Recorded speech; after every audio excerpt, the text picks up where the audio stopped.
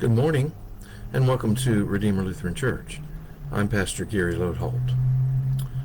We are probably all familiar with the hymn, "What a Friend We Have in Jesus."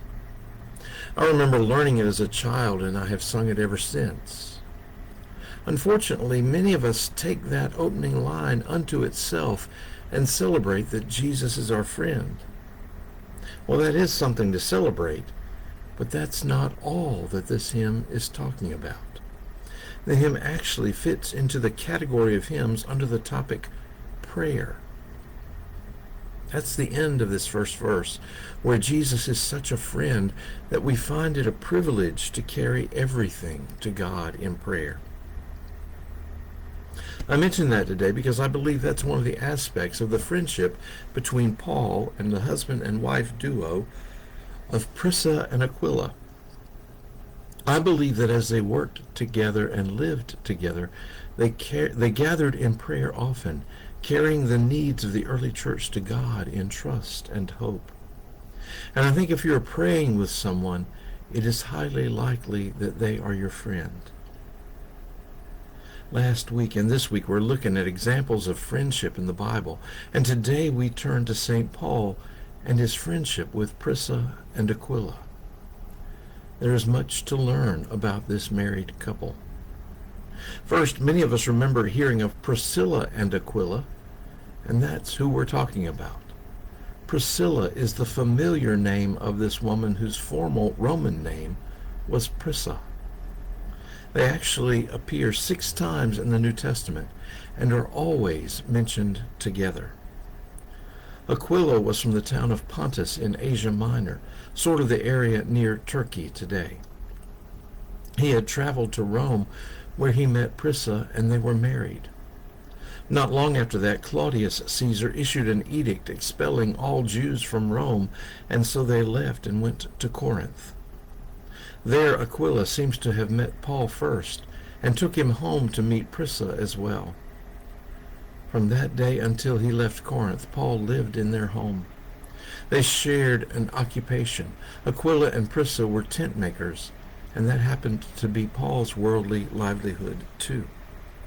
At some point they converted to Christianity, and from that point on they were co-workers with Paul, not just in making tents, but in spreading the gospel as well. They are mentioned going to Syria with Paul to preach, but they are most known for encountering a man named Apollos who was teaching about baptism. Prisca and Aquilla realized that he wasn't teaching the correct things about baptism, and so they took him aside and instructed him. This is significant because Apollos later became one of the preeminent evangelists of the early church. Prisca and Aquilla shaped the early church through mentoring Apollos. They are mentioned several other times by way of greeting in various books of the New Testament. But before we leave them, we need to pay special attention to Prisca. It is significant that of the 6 times this couple is mentioned, in 4 of those times, Prisca is named first. To name the woman first in the society of that day was unusual, and some scholars comment that perhaps she was listed first because of her prominence in the work she was doing for Christ. She may have even been considered a presbyter or an elder in the early church. And all this says a lot about the view of women pastors. As you know, we still have some churches today which don't accept women as pastors. And that's really interesting because St. Paul sure seemed to, and Prisca is one example. Jesus also seemed to hold a very high view of women and their place in society as equally valued as men. There are also a few scholars who have suggested that Prisca was the author of the book of Hebrews, the only book in the New Testament that is written anonymously. They suggest that it is anonymous precisely because in that day a book by a woman wouldn't be accepted. Again, this is supposition. We really don't know.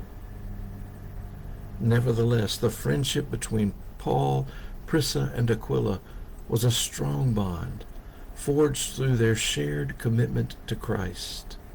Together they prayed, carrying everything to God in prayer through their mutual friend, Jesus. Would that all our friendships were based in that too. Thanks for watching, and remember to let this day belong to God.